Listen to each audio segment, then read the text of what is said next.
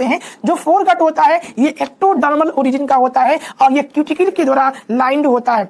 इसमें कौन कौन से पार्ट हमारे आते हैं, तो इसमें हमारा आता है माउथ आता है, हमारे बकल कैविटी या ओरल कैविटी जो होता है को मॉडिफिकेशन आपको दिखेगा, इसका रूपांतर आपको दिखेगा। फिर आप होते हैं इसके साइड, इसके बगल वाले जो नुकीले हमारे दांत होते हैं जिसको हम लोग कैनाइन कहते हैं, तो ये जो होते हैं काम क्या करते हैं, टीयरिंग करने और पियर्सिंग करने का काम करते हैं। तो इसमें 3 पार्ट होते हैं, याद रखिएगा, क्राउन, नेक एंड रूट। ये जो कहते हैं गम के ऊपर के पार्ट को क्राउन कहते हैं और गम के जो चारों तरफ का होता है उसको नेक कहते हैं और जो सॉकेट जामे यानी जो एम्बेडेड होता है, धसा हुआ होता है, उसको रूट कहते हैं। दांत के अंदर में आप देखिए नर्व, बहुत सारे नर्व पाए जाते हैं जिसको हम डेंड्राइन कहते हैं और दांत के ऊपर जो आप देख पा रहे हैं जो व्हाइट कलर मैटर होता है उस पार्ट को हम लोग क्या कहते हैं, इनेमल कहते हैं। ठीक है, एंड अमीबा जो जिंजीवेलिस होती है वो क्या काज करता है, वो दांतों में पायरिया काज करता है। ठीक है, इसोफेगस जहां से एंट्री करता है, मतलब जहां से भोजन एंट्री करता है, इसोफेगस वाली पार्ट को, ओपनिंग ऑफ इसोफेगस को हम लोग क्या कहते हैं, कार्डिक कहते हैं। कार्डिक के जस्ट ऊपर वाले पार्ट जो होता है, जो नेक्स्ट होता है, उसको हम लोग क्या कहते हैं, फंडस कहते हैं। जो सेंट्रल पोजीशन होता है, जो सेंट्रल पार्ट होता है उसको हम लोग बॉडी कहते हैं और जो लास्ट पार्ट होता है स्टमक का उसको क्या कहते हैं, पाइलोरी कहते हैं और ये जाकर के क्या करता है, ड्यूडेनम में जाकर के मिल जाता है। पाइलोरी, कार्डियो पाइलोरिक इंस्पेक्टर, याद रखिएगा, due to less development of cardiac inspector, जो भोजन होता है वो स्टमक से माउथ पार्ट में चला आता है। अगर हम बात, तो इन्फेक्शन को अपेंडिसाइटिस कहते हैं और इसके रप्चर को पेरिटोनाइटिस कहते हैं। ठीक है, आउटर जो लेयर होती है वो लॉन्गिट्यूडिनल आप देख पा रहे हैं नेचर की होती है और जो इनर होती है वो आपको क्या है, सर्कुलर होती है। ये इसमें आयंस ऑफ थायोसाइनेट्स होते हैं। ये आयंस ऑफ जो थायोसाइनेट है ये एंटी माइक्रोबियल एजेंट होता है जो तरफ से एक थीन मेम्ब्रेन के द्वारा, कनेक्टिव मेम्ब्रेन टिश्यू के द्वारा घिरे हुए होते हैं। इस टिश्यू को हम लोग क्या कहते हैं, ग्लिसन्स कैप्सूल कहते हैं और इसके अंदर क्या होते हैं, हिपैटिक सेल्स पाए जाते हैं और ये यही हिपैटिक सेल क्या करते हैं, बाइल जूस का फॉर्मेशन करते हैं। लोब्यूल्स होते हैं उसमें हिपैटिक सेल्स होते हैं और ये हिपैटिक सेल्स क्या करते हैं, बाइल जूस का सिक्रीशन करते हैं। ये बाइल जूस यहाँ से निकल करके गाल ब्लैडर में जाते हैं और गाल ब्लैडर की जो डक्ट होती है उसे हम लोग सिस्टिक डक्ट कहते हैं। ये गाल ब्लैडर क्या करता है, बाइल जूस को जाकर के यहाँ पर बाइल जो स्टोर होते हैं यहाँ पर कंसंट्रेट होते हैं। तो लीवर से निकलने वाली डक्ट और पैंक्रियास से निकलने वाली डक्ट होती है, इनको हम लोग क्या कहते हैं, हिपैटोपैंक्रियाटिक डक्ट कहते हैं। इनको हम लोग क्या कहते हैं, एम्फुला ऑफ वेटर कहते हैं। इस एम्फुला ऑफ वेटर के पास एक इंस्पेक्टर पाया जाता है और इस इंस्पेक्टर को हम लोग इंस्पेक्टर ऑफ कोडाई कहते हैं। तो हेलो माय डियर स्टूडेंट, कैसे हैं आप सभी लोग। I hope each and every one of you is doing absolutely good. My name is महफूज और एक बार फिर से आप सभी का बहुत बहुत स्वागत करता हूं बीएससी की इस स्पेशल क्लास में। तो प्यारे बच्चों, आज हम अपने इस वीडियो में BSc first year second semester के जूलॉजी के यूनिट 5 डाइजेशन एंड रिस्पायरेशन को डिस्कस कर रहे हैं। यह डाइजेशन और रिस्पायरेशन से रिलेटेड ये हमारा 4th वीडियो है। पिछले 3 वीडियो लेक्चर सीरीज में हमने वेरियस प्रकार के जो ऑर्गेनिज्म है, न्यूट्रिशनल ऑर्गेनिज्म है, कि उनमें पोषण किस प्रकार से होता है, किस प्रकार से ये पोषण लेते हैं, उसको हमने डिस्कस किया है। चाहे वो ऑटोट्रोपस ऑर्गेनिज्म हो और उनके जो वेरियस टाइप हो, चाहे वो फोटो ऑटोट्रोपस हो या फिर कीमो ऑटोट्रोपस हो, हेटरोट्रोपस ऑर्गेनिज्म और उसके जो वेरियस टाइप्स थे, चाहे वो होलोजोइक हो, सेप्रोजोइक हो, सेप्रोफाइटिक हो या फिर वो पैरासाइटिक हो या उसके जो वेरियस टाइप हैं, चाहे वो एंडोपैरासाइटिक हो या एक्सोपैरासाइटिक हो, इनको हमने डिटेल में पढ़ा था। साथ ही साथ हमने पढ़ा था, डिस्कस किया था मिक्सोट्रोपस ऑर्गेनिज्म के बारे में कि मिक्सोट्रोपस ऑर्गेनिज्म क्या होते हैं। फिर इसके बाद जो हमने डिस्कस किया था वो किया था कि जो ऑर्गेनिज्म है उनको फूड के जो पार्टिकल्स हैं उनके आधार पर भी हमने क्लासीफाई किया था।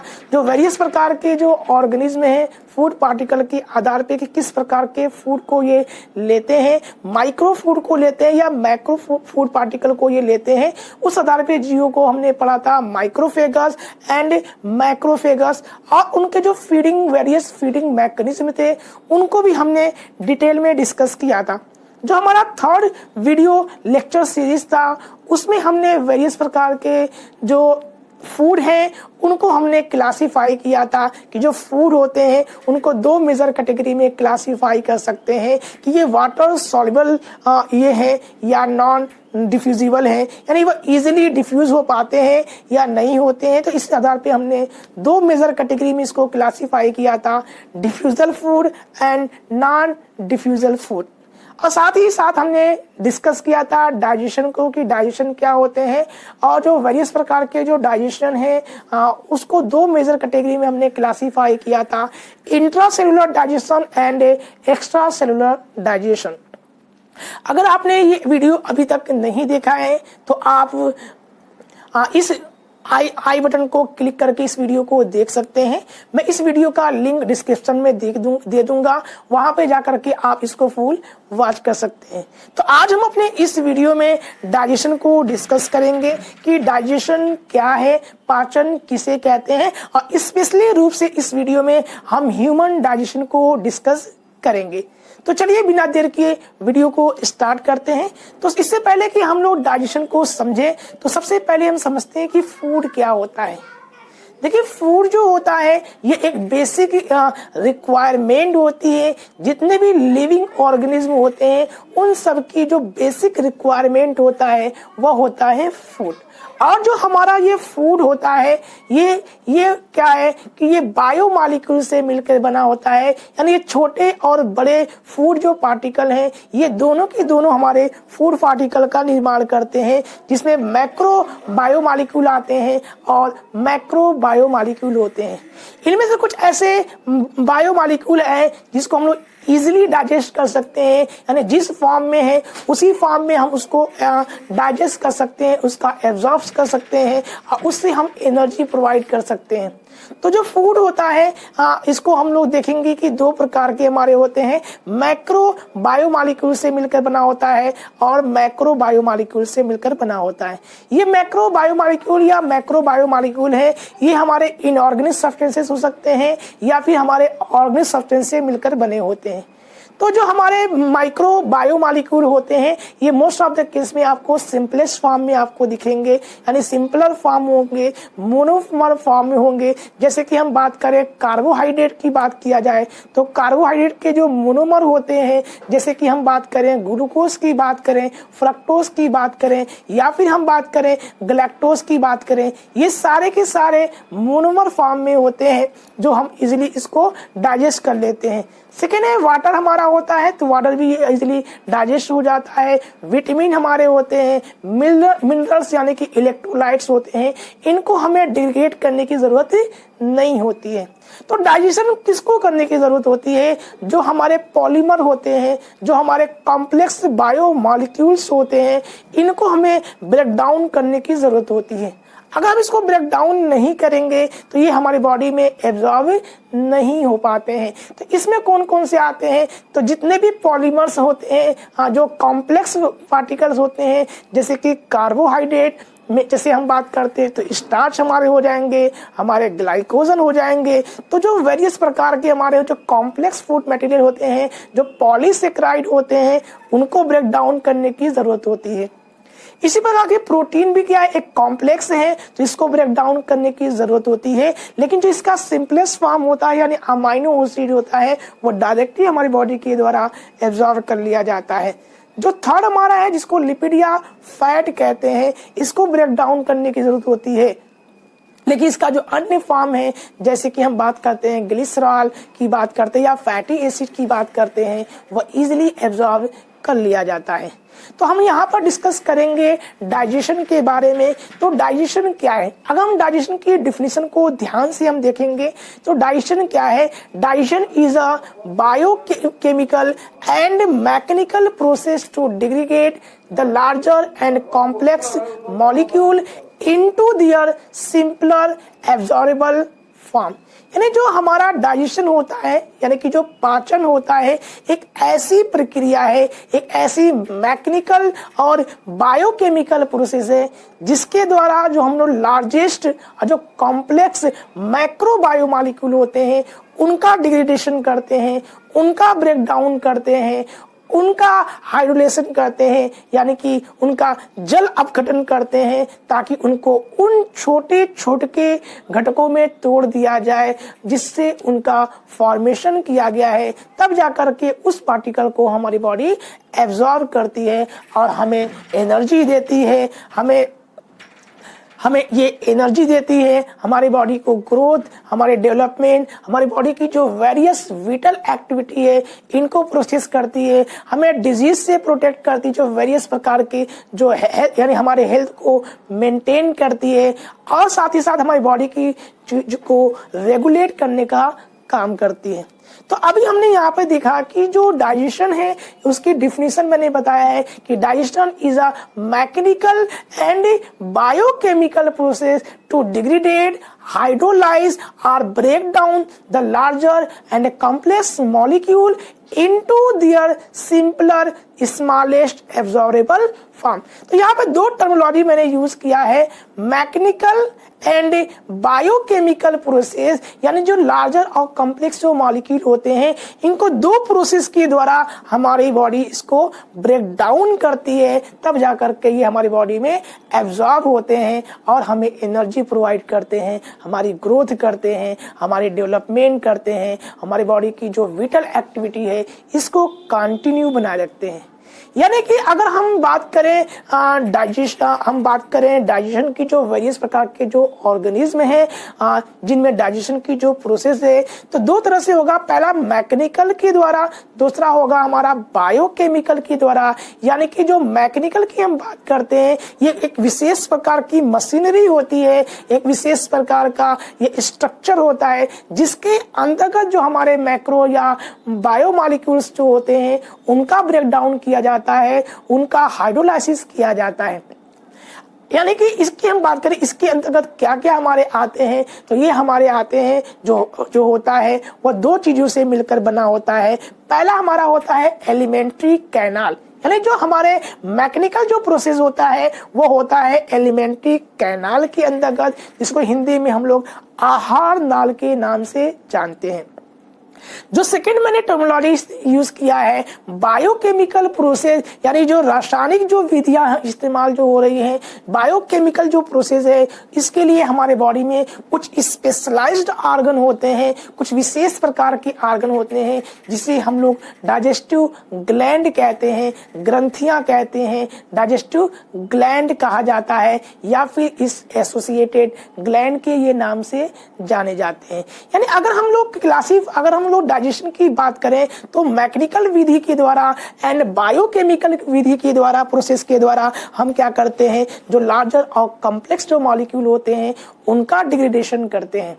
तो यहाँ पर अगर हम देखेंगे कि जो हमारा सबसे पहला एलिमेंट्री कैनाल की बात करते हैं, तो जितने भी ऑर्गेनिज्म हैं इनमें जो आहार नाल होता है ये अलग अलग डायमीटर के हो सकते हैं, ये अलग अलग लंबाई या चौड़ाई के हो सकते हैं। लेकिन चूंकि हम ह्यूमन बीइंग की बात कर रहे हैं तो ह्यूमन बीइंग में जो एलिमेंट्री कैनाल होता है यह लगभग 8 से लेकर के 10 मीटर लंबा एक बेलनाकार माउस से लेकर के एनस तक एक संरचना होती है, जिसके अंतर्गत ही जो फूड पार्टिकल्स होते हैं, जो हमारे डाइटरी प्रोडक्ट होते हैं उनका ब्रेक डाउन किया जाता है, उनका डिग्रेडेशन किया जाता है, उनका हाइड्रोलाइसिस किया जाता है। तो अगर हम एलिमेंट्री कैनाल की बात करते हैं, सबसे पहले हम एलिमेंट्री कैनाल को ही डिस्कस करते हैं। तो जो हमारा एलिमेंट्री कैनाल होता है ये अलग अलग डायमीटर का हो सकता है अलग अलग जीवों में, लेकिन अगर ह्यूमन बीइंग की बात करते हैं तो ह्यूमन बीइंग में जो ये होता है अराउंड 8 to 10 मीटर लंबा होता है, 8 से लेकर के 10 मीटर लंबा होता है। देखिए एलिमेंट्री कैनाल जो हमारी होती है दो प्रकार के हमारे पास हो सकते हैं, कंप्लीट एलिमेंट्री कैनाल या इनकम्प्लीट एलिमेंट्री कैनाल। तो इनकम्प्लीट क्या होते हैं, तो उसको हम लोग अगर हम डिस्कस करना चाहें तो देखेंगे कि जो हमारा इनकम्प्लीट जो एलिमेंट्री कैनाल होता है वो क्या होता है। तो आइए हम बात करते हैं, इसी पर डिस्कस करते हैं। तो जो हमारा आज हम लोग यहाँ पर पढ़ेंगे तो सबसे पहले पढ़ेंगे डाइजेशन के मैकेनिकल एंड बायोकेमिकल प्रोसेस। तो जैसे मैंने आपको बताया था कि जो हमारा ह्यूमन डाइजेस्टिव सिस्टम है इसको हम लोग दो मेजर कैटेगरी में क्लासिफाई करेंगे, एक मैकेनिकल प्रोसेस के द्वारा, दूसरा बायोकेमिकल प्रोसेस के द्वारा। तो जो मैकेनिकल प्रोसेस होता है वो कंडक्ट करता है हमारा एलिमेंट्री कैनाल, जो लगभग 8 से लेकर के 10 मीटर लंबा होता है, जो माउथ से लेकर के एनस तक इसकी होती है। यानी इंटीरियर जो पोर्शन होता है वो माउथ होता है और जहां से फूड निकलता है, जो वेस्ट मटेरियल निकलता है उसको एनस कहते हैं, गुदाद्वार कहा जाता है। ठीक है, तो एलिमेंट्री कैनाल की हम बात करें तो दो प्रकार के एलिमेंट्री कैनाल आप जीवों में देख सकते हैं। पहला है इनकम्प्लीट और दूसरा है कंप्लीट। इनकम्प्लीट किसको कहते हैं? ऐसे ऑर्गेनिज्म जिसमें फूड एक ही माध्यम से, एक ही रास्ते से, एक ही वे से जाता है और वहीं से वहां पे जो वेस्ट मटेरियल है वो शरीर से बाहर कर दिए जाते हैं। तो इसको ब्लाइंड सेक बॉडी भी कहा जाता है, या इस तरह के जो एलिमेंट्री कैनाल होते हैं उसको डाइजेशन उसको कहते हैं इनकम्प्लीट कहा जाता है। जैसे कि किस किस प्रकार के एनिमल में ऐसा आप देख सकते हैं, तो हमारे जो फ्लैट वार्म है यानी कि जो फीता कृमि हमारे हैं उनमें आप देख सकते हैं। हमारे जो सिलेंट्रेट हमारे हैं उनमें जो है ये सारे के सारे इनमें इनकम्प्लीट होता है।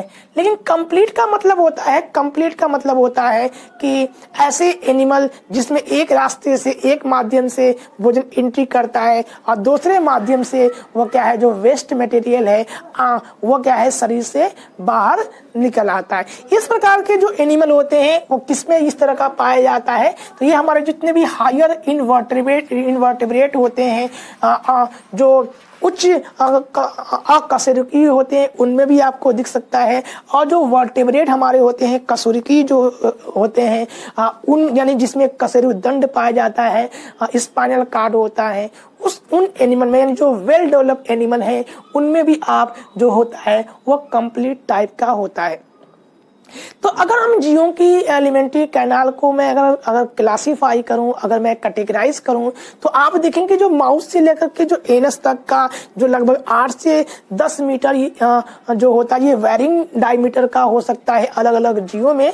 लेकिन अगर हम इन सबको अलग अलग जीवों को क्लासीफाई करें तो हम पाएंगे कि जो एलिमेंट्री कैनाल होता है इसमें 3 पार्ट से ये मिलकर बना होता है। कौन कौन से ये पार्ट हमारे हैं? तो सबसे पहला जो हमारा पार्ट होता है यानी they are form of 3 part. कौन कौन से हैं? तो ये हमारा बना होता है फोर गट से, मिड गट से एंड हाइंड गट से। यानी जो एलिमेंट्री कैनाल है चाहे वो हायर इनवर्टेब्रेट हो या लोअर वर्टेब्रेट हो, इन दोनों एनिमल की अगर बात करें जो इनका एलिमेंट्री कैनाल होता है ये 3 पार्ट से मिलकर बना है, यानी 3 पार्ट में हम इसको क्लासीफाई करते हैं। सबसे पहला हमारा है फोर गट, जिसको हम लोग दूसरा है मिड गट और तीसरा है हाइंड गट।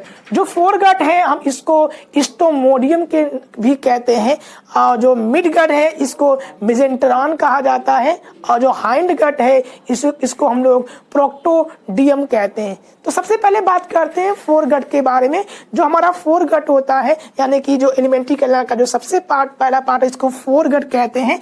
जो फोर गट होता है ये एक्टोडर्मल ओरिजिन का होता है और ये क्यूटिकल के द्वारा लाइंड होता है। इसमें कौन कौन से पार्ट हमारे आते हैं? तो इसमें हमारा आता है माउथ आता है, हमारे बकल कैविटी या ओरल कैविटी जो होता है वो हमारा फोर गट के अंतर्गत आता है। ये जो बना होता है एक्टोडर्म बना होता है और इसमें एक क्यूटिकल की लेयर पाई जाती है। सेकेंड जो हमारा पार्ट होगा वो है हमारा मिड गट, जिसको मेजेंट्रॉन कहते हैं। जो हमारा मिड गट होता है वो इंडोडर्मल ओरिजिन का होता है और इसमें क्यूटिकल की लेयर नहीं पाई जाती है। इसमें कौन कौन से पार्ट आते हैं? तो इसमें हमारे आते हैं फेरिंग्स आते हैं, हमारे कॉलन आते हैं, वो इसके अंतर्गत आते हैं। जो थर्ड हमारा है वह है हमारा हाइंड गट, जिसको हम लोग प्रोक्टोडियम कहते हैं। जो हमारा प्रोक्टोडियम होता है यानी कि हाइंड गट होता है ये एक्टोडर्मल ओरिजिन का होता है और ये क्यूटिकल के द्वारा लाइंड होता है। इसमें हमारे कौन कौन से पार्ट आते हैं? इसमें हमारे आते हैं रेक्टम एंड एनस हमारे आते हैं। यानी अगर हम देखेंगे चाहे वो कोई भी एनिमल हो, चाहे वो हायर इनवर्टेब्रेट हो या वर्टेब्रेट हो, इन सभी एनिमल में जो एलिमेंट्री कैनाल होता है जिसके अंतर्गत मैकेनिकल और बायो दोनों केमिकल प्रोसेस की यहाँ पर होते हैं, डाइजेशन होता है। अगर इसको हम लोग क्लासीफाई करें इनको 3 मेजर कैटेगरी में हम लोग इसको बांट सकते हैं। पहला है हमारा फोर गट, दूसरा है मिड गट और तीसरा हमारा है हाइंड गट। ये हमारे होते हैं। तो चूंकि हम लोग बात कर रहे हैं ह्यूमन डाइजेस्टिव सिस्टम के बारे में, तो हम लोग ह्यूमन डाइजेस्टिव सिस्टम को सबसे पहले हम लोग डिस्कस करेंगे। तो अगर हम ह्यूमन डाइजेस्टिव सिस्टम की बात करें तो ह्यूमन डाइजेस्टिव सिस्टम जो हो वो 2 चीजों से मिलकर बना होता है। पहला होता है इसमें एलिमेंट्री कैनाल, जिसको हम लोग आहार नाल के नाम से जानते हैं, और दूसरा होता है एसोसिएटेड या डाइजेस्टिव ग्लैंड होती है, यानी कि इससे संबंधित जो ग्रंथियां होती हैं, जो फूड को जो होते हैं उसको केमिकल प्रोसेस के द्वारा उसका डिग्रेडेशन करते हैं, उसका ब्रेक डाउन किया जाता है। तो उसके लिए जो ग्लैंडों का यूज किया जाता है, जहां से ये एंजाइम्स का सिक्रीशन होता है, वो कहलाते हैं एसोसिएटेड या डाइजेस्टिव ग्लैंड। तो चूंकि सबसे पहले हम बात करेंगे एलिमेंट्री कैनाल के बारे में। तो जो एलिमेंट्री कैनाल होता है ह्यूमन बीइंग का, मैंने अभी आपसे बताया है, लगभग ये 8 से लेकर के 10 मीटर ये लंबा होता है, जो माउथ से लेकर के एनस तक, यानी मुंह से लेकर के गुदाद्वार तक एक बेलनाकार संरचना होती है। और इसी संरचना के अंतर्गत ही भोजन का डाइजेशन की, यानी मैकेनिकल प्रोसेस इसमें और केमिकल प्रोसेस इसमें होता है। तो अगर हम बात करें जो हमारा एलिमेंट्री कैनाल है, ये किन किन चीजों से मिलकर बना होता है, इसमें कौन कौन से पार्ट आते हैं जो मैकेनिकल प्रोसेस का काम करते हैं। तो सबसे पहला हमारा जो आएगा वो होगा हमारा माउथ होगा, यानी कि मुंह हमारा होगा। फिर हमारा होंगे बकल कैविटी होगा। फिर हमारा है फेरिंग्स है, ईसोफेगस है, स्टमक है, स्मॉल इंटेस्टाइन है, रेक्टम और एनस है। यानी एलिमेंट्री जो हमारा कैनाल है ये माउथ से मिलकर बना होगा। बकल कैविटी इसमें आपको मिलेंगे, इसमें आपको फेरिंग्स दिखेगा, इसमें आपको ईसोफेगस आपको दिखेगा, स्टमक है, स्मॉल इंटेस्टाइन हमारा है, और हमारे जो हो जाएंगे वो रेक्टम और एनस से मिलकर बना होता है।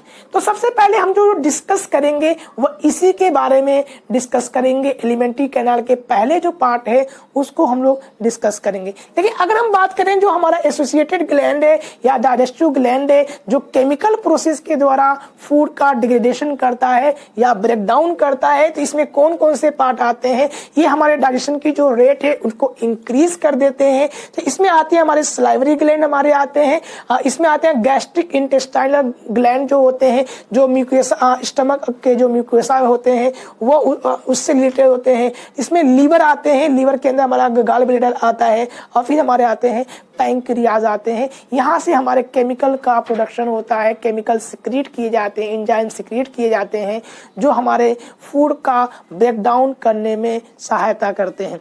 तो चूंकि सबसे पहला हम बात करेंगे एलिमेंट्री कैनाल में, एलिमेंट्री कैनाल में जो पहला पार्ट हम पढ़ेंगे वो माउथ के बारे में पढ़ेंगे। यानी जहां से हम लोग भोजन लेते हैं, जो एलिमेंट्री कैनाल है वो दो काम करता है। एक तो पहला काम करता है इंजेक्शन का काम करता है, यानी भोजन को हम लोग अंदर लेते हैं, और उसके बाद वो क्या करता है, इजेशन का काम करता है, यानी डाइजेशन कंप्लीट हो जाने के बाद उस जो अवशिष्ट पदार्थ होते हैं, जो अनडाइजेस्टेड मटेरियल होते हैं, जो वेस्टेड मटेरियल होते हैं, उनको शरीर के द्वारा बाहर कर दिया जाता है।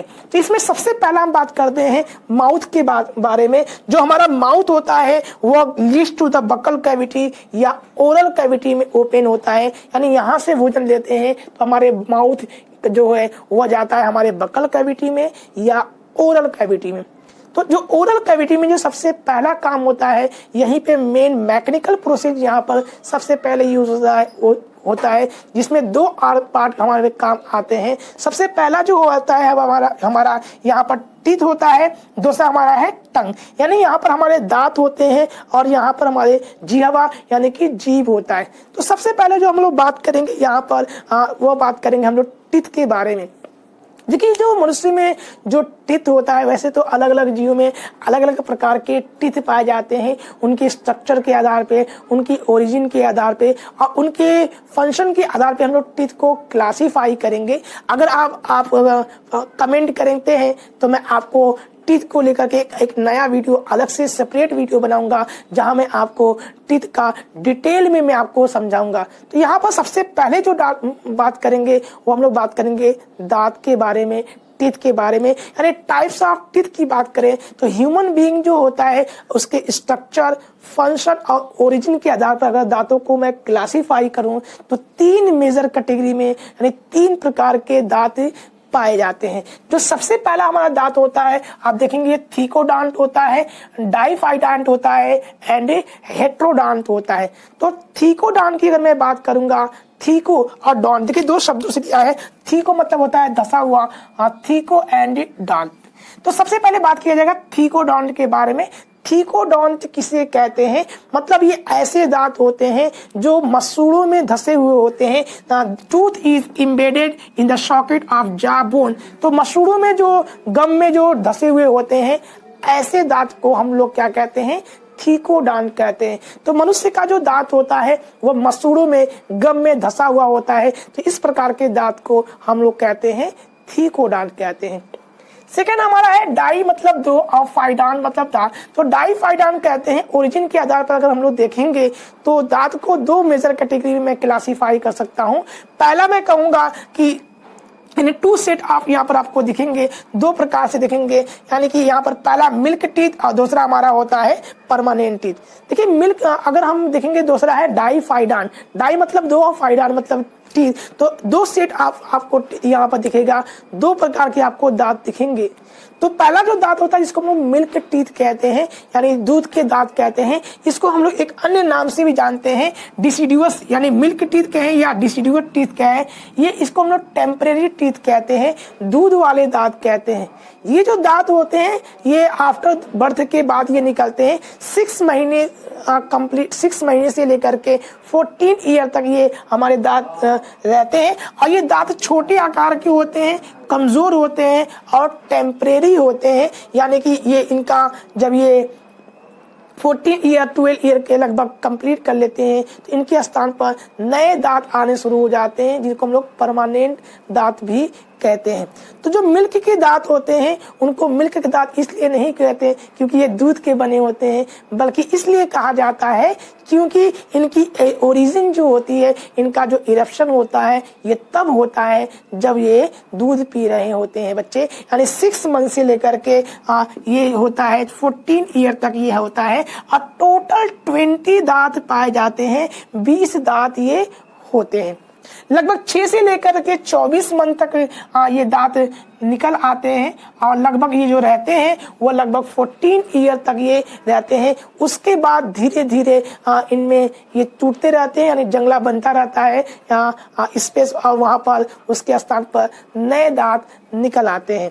तो जो 20 दांत होते हैं इनका अगर डेंटल फार्मूला हम देखेंगे, मिल्क टीथ या डेसिडुअस टीथ का डेंटल फार्मूला देखेंगे तो ये होते हैं 2 1 2। याद रखिएगा 2 1 2, 2 1 2 से याद रखिएगा 2 1 2।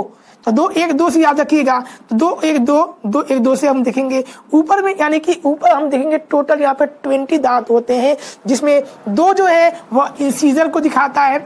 पहला है इंसीजर, दूसरा है केनाइन, तीसरा है प्रीमोलर और फिर हमारा है मोलर। यानी अगर हम देखेंगे जो माउथ होता है ये 20 टोटल हमारे पास जो मिल्क टीथ होते हैं, अगर हम इसको क्लासीफाई करें, अगर हम इसके डेंटल फार्मूला को हम देखेंगे तो हम पाएंगे कि ये दो भाग में इसको क्लासीफाई कर सकते हैं, अपर जा एंड लोअर जा। यानी कि अपर जा और लोअर जा को फर्दर 2 भाग में हम लोग बांट सकते हैं। अपर जा को 2 भाग में, अपर राइट जा एंड लेफ्ट जा। सिमिलरली हम लोग जो लोअर जा होता है उसको भी राइट और लेफ्ट में क्लासीफाई कर सकते हैं। तो जो हमारा ये डेंटल फार्मूला आप यहाँ पर जो देख पा रहे हैं ये 2102, तो 21 और 2 से 21 2 से आप याद रखिएगा 2102 ये हमारा dental formula for milk teeth के लिए है। तो यहाँ पे जो आपको यहाँ पे जो दिख रहे हैं आपको 2 जो यहाँ पर है वो इंसीजर है, 1 जो है वो केनाइन है, 0 जो है वो प्रीमोलर को इंडिकेट कर रहा है और जो यहाँ पे 2 जो है वो मोलर को इंडिकेट कर रहा है। तो जो नंबर ऊपर है वही नंबर सेम यहाँ पर नीचे है, यानी ऊपर का जो नंबर आप देख पा रहे हैं ये हमारे अपर जा को शो कर रहा है और नीचे का जो नंबर आप देख पा रहे हैं न्यूमेरिकल वो आपको लोअर जा को शो कर रहा है। तो अपर जा में जो हमने यहाँ पर देखते हैं तो ये आप देखते हैं टोटल कितने दांत होते हैं 2 2 4 1 5, तो 5 हो जाएंगे यहाँ पर 2 2 4 और 1 5, तो टोटल 5 होंगे। लेकिन यहाँ पे जो 5 और 5 अब यहाँ देख रहे हैं ये केवल अपर जाग में केवल एक ही साइड की वो दिखा रहा है, राइट या लेफ्ट को। तो जितना राइट में होगा उतना ही लेफ्ट में होगा। सिमिलरली लोअर जाग में जितना राइट में होगा उतना ही लेफ्ट में होगा। इसलिए हम लोग क्या कर रहे हैं 2 और 2 से मल्टीप्लाई कर देंगे तो टोटल हमारा कितना हो जाएगा 20 टीथ हो जाएगा। तो सबसे इंपॉर्टेंट जो पार्ट यहाँ पर आप जो याद करेंगे कि जो मिल्क डेंटेशन या डेसिडुअस जो टीथ का जो फार्मूला होता है वो क्या होता है 21 2 से आप याद रखिएगा।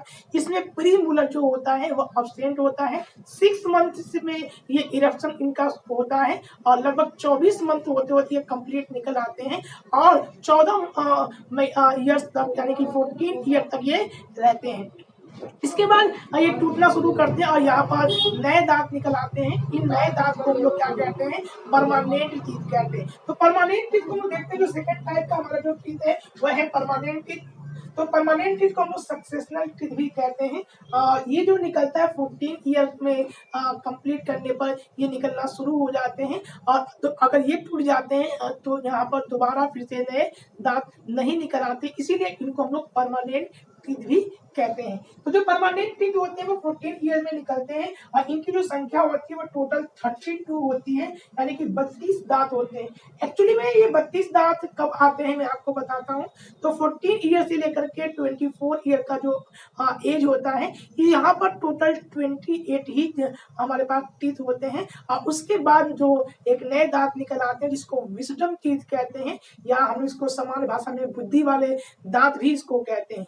तो जो बुद्धि वाला जो दांत होता है उसके निकल आने पर तो टोटल नंबर आप जो हमारे टीथ हो जाते हैं वो हो जाते हैं 32। तो एक बात याद रखिएगा, यहाँ पे जो विजडम टीथ है इसका नाम विजडम टीथ इसलिए नहीं पड़ा क्योंकि इसके आने से बुद्धि आ जाती है, बल्कि इसलिए क्योंकि जब ये इरप्शन इनका होता है तब आपकी उम्र ऐसी हो जाती है कि आप अच्छे और बुरी चीजों में आप डिफरेंस कर पाते हैं, सही और गलत में पहचान कर पाते हैं। तो कहा जाता है कि आपकी बुद्धि आ गई है, इसलिए ये इसको हम लोग विजडम टीथ के भी नाम से लोग जानते हैं। तो आइए इसका डेंटल फार्मूला को भी देख लेते हैं। तो जो डेंटल फार्मूला हमारा होता है बहुत ही इजी है। आप इसको सबसे पहले कैसे याद रखेंगे, देखिए 2 1 2 3 आप इसको रखेंगे। याद करने का तरीका मैं आपको बता रहा हूँ, पहले 2 लिखिएगा, फिर 1 2 3 नंबरिंग कर दीजिएगा 3 तक। तो 2 1 2 3 आप याद रखिएगा, 2 1 2 3, और सिमिलरली नीचे जितना ऊपर रहेगा उतना नीचे रहेगा 2 1 2 3। यहाँ जो ऊपर का जो पोर्शन आप देख पा रहे हैं ये जो है ये हमारे अपर जा को शो कर रहा है, और नीचे का जो आप देख पा रहे हैं ये हमारे लोअर जा को शो कर रहा है। अपर जा में आपको देख सकते हैं जो 2 नंबर है वो हमारे इंसीजर को इंडिकेट कर रहे हैं, 1 जो है वो केनाइन को इंडिकेट कर रहा है, और जो 2 जो है वो प्रीमोलर को इंडिकेट कर रहा है, और जो यहाँ पर 3 नंबर है वह हमारे मोलर को इंडिकेट कर रहा है। तो जो हमारा परमानेंट जो टीथ जिसे सक्सेशनल टीथ हम लोग जो कहते हैं, इसमें जो नंबर ऑफ जो टीथ होते हैं वो 32 होता है। यहाँ पर आप देख सकते हैं जो ये न्यूमेरिकल आपको दिख रहा है ये अपर जा को शो कर रहा है, और नीचे वाला ये लोअर जा को कर रहा है। अपर जा में एक ही साइड के लिए हम लोग देखिए जितना राइट में होगा उतना लेफ्ट में होगा, जैसे आपने यहाँ पर मिल्क टीथ में देखा था। तो यहाँ पर हम देखेंगे 2 2 4 1 3 7 और 1 8 हो जाएंगे हमारे। सिमिलरली यहाँ पे 2 2 4 और 3 7 1 8 हो जाएंगे। तो जितना 8 ऊपर अपर जा को शो कर रहा है और 8 जो है लोअर जा को शो कर रहा है। तो एक साइड के हाफ को ये शो कर रहा है। तो अगर हम देखेंगे तो 8 राइट साइड में तो 8 लेफ्ट में होगा, अपर जा में टोटल 16 हो जाएंगे। सिमिलरली यहाँ पर जो 8 नंबर है राइट साइड और लेफ्ट साइड को टोटल यहाँ पर 16 हो जाएंगे। इसीलिए हमने 8 इंटू 8 मल्टीप्लाई बाई 2 कर दिया है, जिसका टोटल हमारा हो जाएगा 32।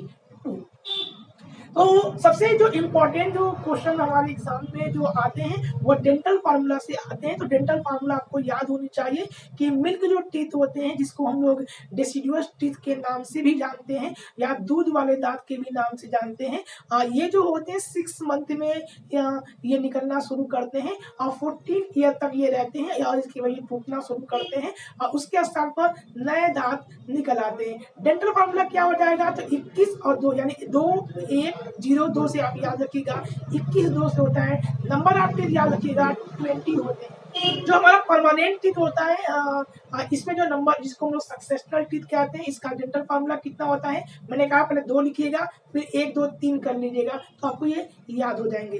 तो थर्ड टाइप का जो हमारा तो आइए डिस्कस करते हैं जो थर्ड टाइप का हमारे पास टीथ होते हैं उनको डिस्कस करते हैं। देखिए जो मैंने आपको बताया था जो टीथ होते हैं 3 प्रकार के टीथ हमारे पास होते हैं।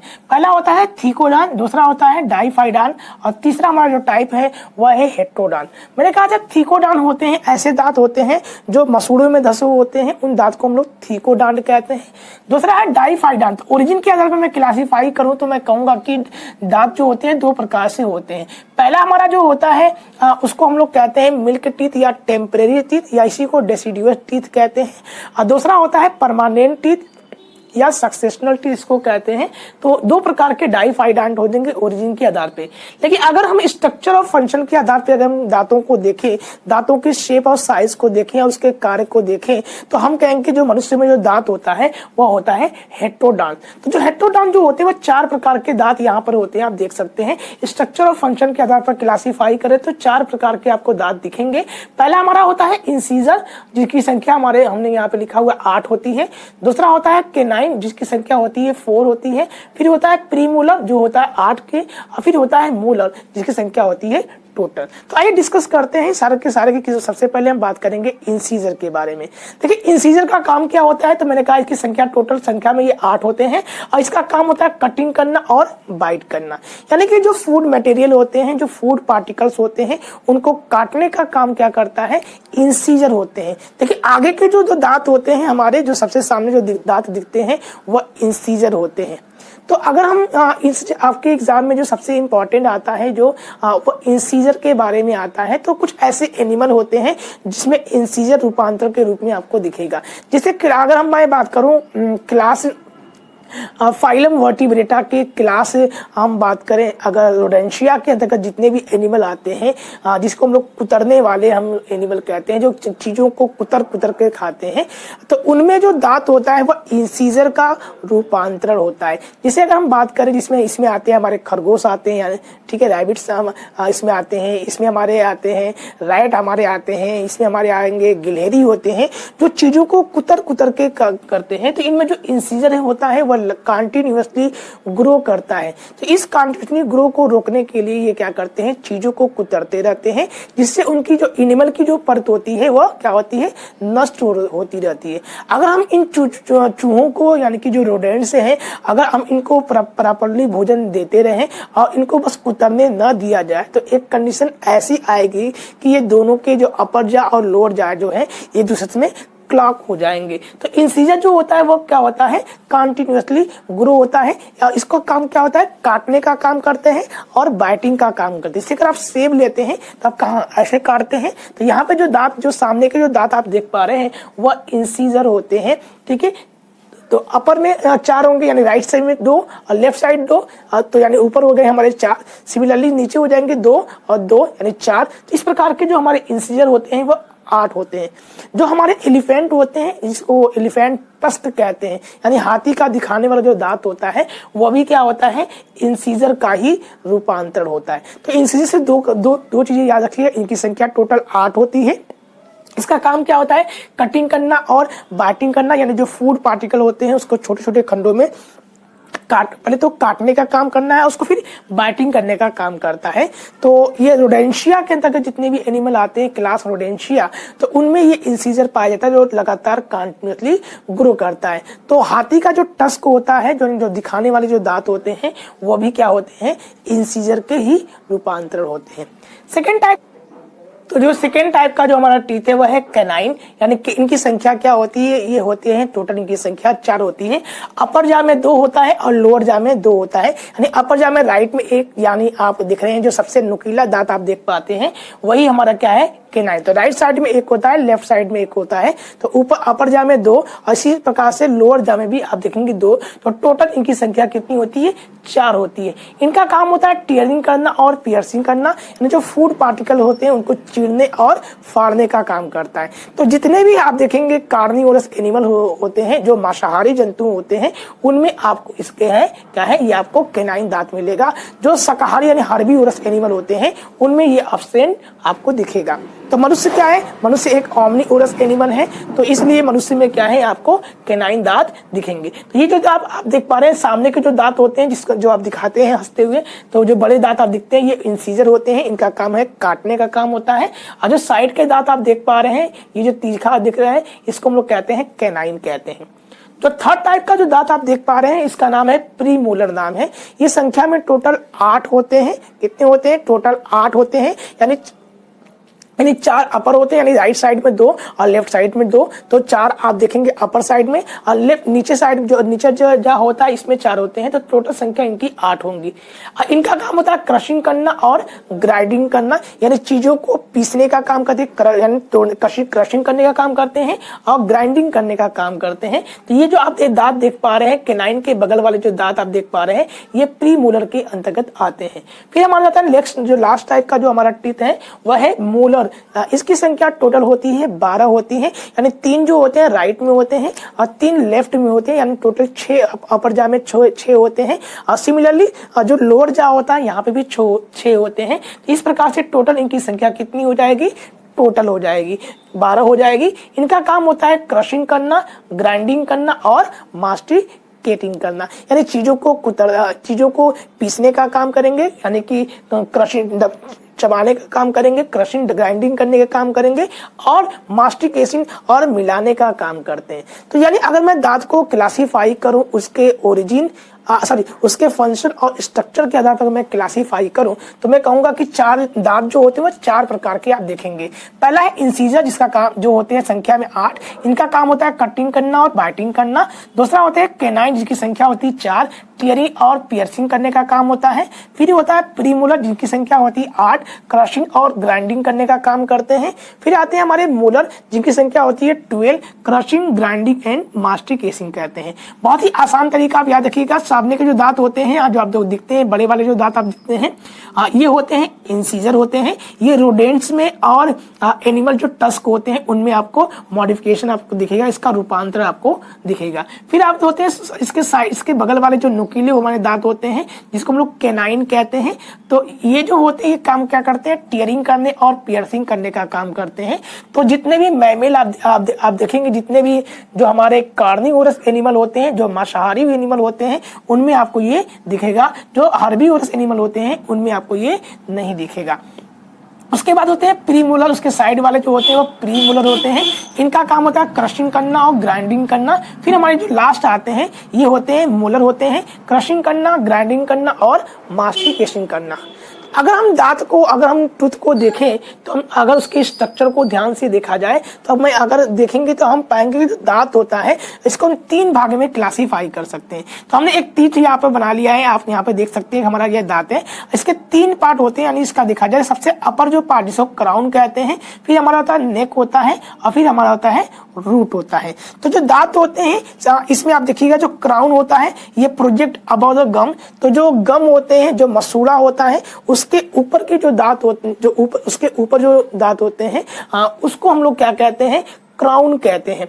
और सराउंडिंग द गम यानी कि मसूड़े के चारों तरफ का जो दांत होता है उसको हम लोग क्या कहते हैं, उसको नेक कहते हैं। एंड रूट क्या होता है, एम्बेडेड इन द बोन। तो जो बोन में धसा हुआ होता है, सॉकेट जाम में धसा हुआ होता है, उस पार्ट को हम लोग क्या कहते हैं, रूट कहते हैं। तो जो दांत हमारा होता है इसमें 3 पार्ट होते हैं, याद रखिएगा, क्राउन, नेक एंड रूट। तो ये जो दांत आप देख पा रहे हैं, यहाँ पर मैंने एक दांत का यहाँ पे स्ट्रक्चर बनाया हुआ है। तो यहाँ पर जो गम के सबसे ऊपर का पार्ट आप जो देख पा रहे हैं इसको हम लोग क्राउन कहते हैं, गम के ऊपर के पार्ट के क्राउन कहते हैं। और गम के जो चारों तरफ का होता है उसको नेक कहते हैं। और जो सॉकेट जाम में यानी बोन यानी जो एम्बेडेड होता है, धसा हुआ होता है, उसको रूट कहते हैं। दांत के अंदर में आप देखिए नर्व, बहुत सारे नर्व पाए जाते हैं जिसको हम लोग डेंड्राइन कहते हैं। और दांत के ऊपर जो आप देख पा रहे हैं जो व्हाइट कलर का मैटर होता है उस पार्ट को हम लोग क्या कहते हैं, इनेमल कहते हैं। ठीक है। तो जो दांत आप देखते हैं, जो दांत जो होते हैं वो सड़ते रहते हैं, वो क्या होते हैं, डीके होते हैं। तो ऐसा क्यों होता है, तो इनेमल का जो परत आप देख पा रहे हैं, जो सबसे जो आप हार्डेस्ट सब्सटेंस आप जो देखते हैं, बॉडी का हार्डेस्ट सब्सटेंस जो होता है वो हमारा इनेमल होता है। सफेद कलर का जो ऊपर का जो परत होती है उसको इनेमल कहते हैं। तो ये जो इनेमल जो होता है इसका डिफॉर्मेशन शुरू हो जाता है, डिजनरेशन करना शुरू होती है और उसमें क्या होते हैं, कैविटी भर आती है। तो जिसकी वजह से दांत क्या है, सड़ने शुरू होते हैं। दूसरी कंडीशन आती है पायरिया। आपने सुना होगा पायरिया के बारे में। तो पायरिया क्या होता है जान लीजिएगा। जो पायरिया होता है ये दांतों में इन्फेक्शन की वजह से ये होता है। तो जो छोटे बच्चे होते हैं रात में अगर जब बहुत मीठा खाते हैं या चॉकलेट या कुछ इस तरह की चीजें खा लेते हैं, अगर बिना साफ किए दांत को सो जाते हैं, तो ऐसे कंडीशन में उनके दांतों में एक प्रोटोजोअन जो अमीबा का ही स्पीसीज है जिसका नाम है एंड अमीबा जिंजीवेलिस। याद रखिएगा, एंड अमीबा जो जिंजीवेलिस होती है वह क्या काज करता है, वह दांतों में पायरिया काज करता है। ठीक है, तो याद रखिएगा। सबसे पहले यहाँ पे जो स्ट्रक्चर देखेंगे इसमें क्राउन होता है, फिर नेक होता है, फिर रूट होते हैं। क्राउन जो होता है वो क्या होता है, गम के जो अपर पार्ट होते हैं उनको क्राउन कहते हैं, यानी ये हिस्सा आपका क्राउन कहलाएगा। और जो मसूड़ों के चारों तरफ का जो पार्ट होता है उसको नेक कहते हैं, और जो धसा हुआ पार्ट होता है उसको रूट कहते हैं। डेंड्राइन जो होता है इसमें जो नर्व पाए जाते हैं जो सप्लाई करते हैं, ठीक है, इसको हम लोग क्या कहते हैं, डेंड्राइन कहते हैं। और जो पूरा व्हाइट पार्ट आप देख पा रहे हैं उसको एनिमल कहते हैं। एनिमल की परत को बार बार घसने की वजह से ये परतें क्या होती हैं, कम होना शुरू हो जाती हैं, जिसकी वजह से ये क्या है, इस डेंड्राइन वाले पार्ट्स में आके अटैच हो जाती हैं। तो आप जब भी कोई चीज खाते हैं तो आपको दांतों में क्या लगता है, पानी, ठंडा, गर्म आपको लगना शुरू हो जाता है। इसलिए दांतों को जब सफाई करें तो रगड़ के नहीं बल्कि आराम से अब इसको क्लीन करना चाहिए। ओके, आइए नेक्स्ट बात करते हैं। नेक्स्ट जो हमारा है वो है टंग है। तो जो हमारी बकल कैविटी या जो ओरल कैविटी होती है, मैंने कहा था ये दो चीजों से मिलकर बना होता है। पहला ये बना होता है टीथ उसमें होते हैं, और दूसरा हमारे होते हैं टंग होते हैं। टीथ को हमने डिस्कस कर लिया है, अब बात करें उनके टंग के बारे में। टंग है क्या, जो टंग जो होता है हमारा, यानी जो जिसको हम लोग जीभ या जिह्वा के नाम से जानते हैं, यह एक फ्रीली मूवेबल मस्कुलर ऑर्गन होता है। जो हमारे जो ओरल कैविटी की जो फ्लोर होते हैं उसमें सॉफ्ट लिगामेंट फोल्ड पाया जाता है जिसको फ्रेनुलम कहते हैं, उससे अटैच्ड होता है। अगर आपसे कोई पूछ दे कि भाई टंग क्या है, तो टंग एक muscular freely muscular movable organ है जो फ्रेनुलम से अटैच्ड होता है। वैसे तो अलग अलग जीवों में जो हमारे जो टंग होते हैं वो डिफरेंट टाइप के आप देख पाते हैं। दो प्रकार के मैं बता सकता हूँ आपको टीथ। सबसे पहले आप देखते हैं कि आगे से अटैच्ड और पीछे से अटैच्ड आपको दिखेंगे। तो कुछ एनिमल जैसे कि अगर हम बात करें रेप्टाइल की बात करें और लिजर्ड की बात करें, जो लिजर्ड हमारा होता है उसमें जो टंग आप देखेंगे, जीभ देखेंगे, वो आगे से अटैच्ड होता है। और जब आप देखेंगे कि जब ये किसी एनिमल को या कोई भी फूड पार्टिकल को ये जीभ बाहर निकालता है और उससे वो खींच करके अपने भोजन को प्राप्त करता है। लेकिन अगर हम लिजर्ड की बात करें, जो सांप होते हैं उनमें बात करें, तो उनमें जो टंग होते हैं वो बाइफर्गेट होते हैं, यानी दो हिस्सों में आप देखेंगे ऐसे बटा हुआ आपको दिखेगा। इसको इस प्रकार के जो जो टंग होते हैं उनको हम लोग क्या कहते हैं, बाइफर्गेट कहते हैं। तो आप देखेंगे जो स्पेशली जो हम बात करें रेप्टाइल्स, यानी कि हम बात करते हैं स्नेक की बात करेंगे, तो स्नेक जो है वो लिक्विड मटेरियल को नहीं पी सकता, वो उसको वो क्या करता है, उसको चाटता है। यही कारण है कि जो हमारा जो हमारे सांप होते हैं, स्नैक्स होते हैं, वह दूध नहीं पी सकते। एक्चुअली दूध को डाइजेस्ट करने के लिए उसमें जो डाइजेस्टिव एंजाइम्स हैं उनमें वह दूध की प्रोटीन को डाइजेस्ट करने वाले डाइजेस्टिव एंजाइम भी नहीं बनते। तो आप याद रखिएगा, तो जो स्नैक्स होते हैं वह दूध नहीं पी सकते। आइए बात करते हैं जो हमारा जो टंग होते हैं, ये जो टंग होता है इसके अपर सरफेस पे अगर हम देखेंगे तो यहाँ पर अपर सरफेस जिसको हम लोग डॉर्सन कहते हैं, वहां पर 3 प्रकार के आपको पैपिली दिखेगा। ये 3 प्रकार जो पैपिली होती है इसको हम लोग टेस्ट बड कहते हैं, यानी स्वाद नलिकाएं कहते हैं। तो 3 प्रकार की आप नलिका आप कहते हैं उसको है। जो हमारा डॉर्सन होता है वह स्ट्रेटिफाइड एपिथेलियम से लाइंड होता है।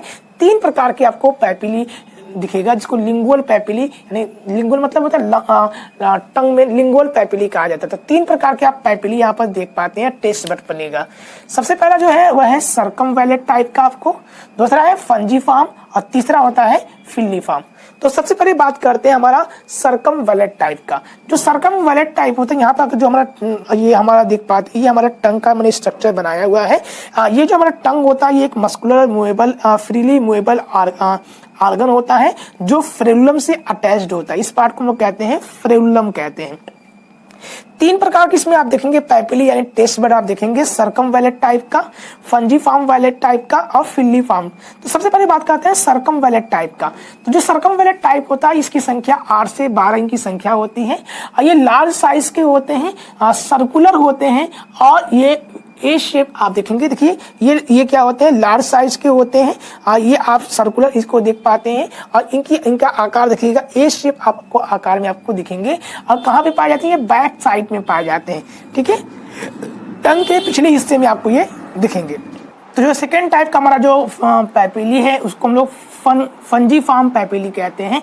जो फंजीफॉर्म पैपिली होता है ये न्यूमरस होते हैं यानी असंख्य होते हैं, मशरूम के शेप में होते हैं, मशरूम के आकार का होता है और ये टंग के टिप और साइड पार्ट में आपको दिखेगा। तो ये जो हमारा सेकंड टाइप का है वो है फंजीफॉर्म में, आप देख सकते हैं ये मशरूम के आकार के होते हैं और न्यूमरस होते हैं और ये टिप पार्ट में और ये साइड पार्ट में आपको दिखेगा। थर्ड टाइप का जो हमारा पैपिली है वह फिलीफॉर्म टाइप का पैपिली है। ये मोस्ट अबंडेंट होते हैं, स्मॉल साइज के होते हैं यानी छोटे आकार के होते हैं, कोनिकल शेप में होते हैं और ये टंग के एंटेरियर टू थर्ड पार्ट में आपको दिखेंगे। थर्ड टाइप का जो आप देख पा रहे हैं ये हमारा थर्ड टाइप का फिलीफॉर्म टाइप का है, मोस्ट अबंडेंट होता है, स्मॉल साइज का आकार का होता है, कोनिकल शेप में ये होते हैं, ये हमारे एंटेरियर पोर्शन में आपको दिखेंगे। तो जो हमारे लिंगुअल जो पैपिली होते हैं या जो टेस्ट बड होते हैं तीन प्रकार के होते हैं, याद रखिएगा।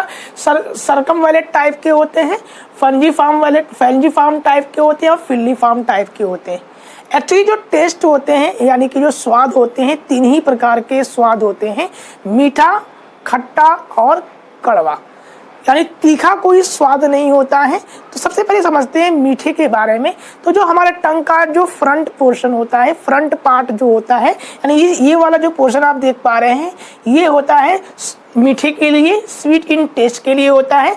और जो ये पार्ट आप देख पा रहे हैं साइड बाय साइड का जो पार्ट आप देख रहे हैं ये सोर के लिए यानी खट्टे के लिए होता है और जो ये बैक वाला पार्ट देख रहे हैं ये होता है कड़वे के लिए होता है यानी बीटर के लिए होता है। यहाँ पे मैंने लिख भी दिया है, आप देखेंगे फ्रंट पार्ट जो होता है स्वीट इन टेस्ट के लिए, साइड बाय साइड जो होते हैं वो सोर के लिए होते हैं और इन जो पार्ट होता है वह बीटर यानी कड़वे के लिए होता है। टैंग जो होता है कोई टेस्ट नहीं होता है, जो तीखा होता है वो कोई किसी भी प्रकार का वो टेस्ट नहीं होता है। जो तीखा हमें लगता है ये लगता है इसलिए लगता है क्योंकि जो टेस्ट बड होते हैं उनके जलने की वजह से होता है। तो tongue is not a taste, it is due to the burning of taste बड।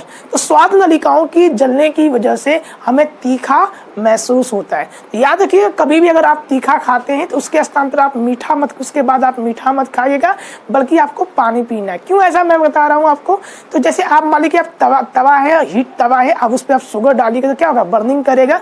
ठीक वैसे ही प्रकार से जब आपने तीखा खाया है, टेस्ट बड आपके जल रहे हैं, जब आप उस पर से आप मीठा खाएंगे तो उस पर आपको एलर्जिक रिएक्शन होंगे जिसमें आपको निनामा जैसी कंडीशन आपको देखने को मिल सकती है। इसलिए तीखा खाने के बाद आप मीठा ना खाएं, आप पानी पिएं।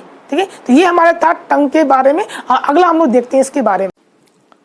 तो बकल कैविटी में जो हमारा फूड होता है वह एक मैकेनिकल प्रोसेस के द्वारा उसका ब्रेकडाउन किया जाता है, छोटे छोटे खंडों में उसको तोड़ा जाता है जिसमें टंग क्या करता है, भोजन को मिक्स करता है।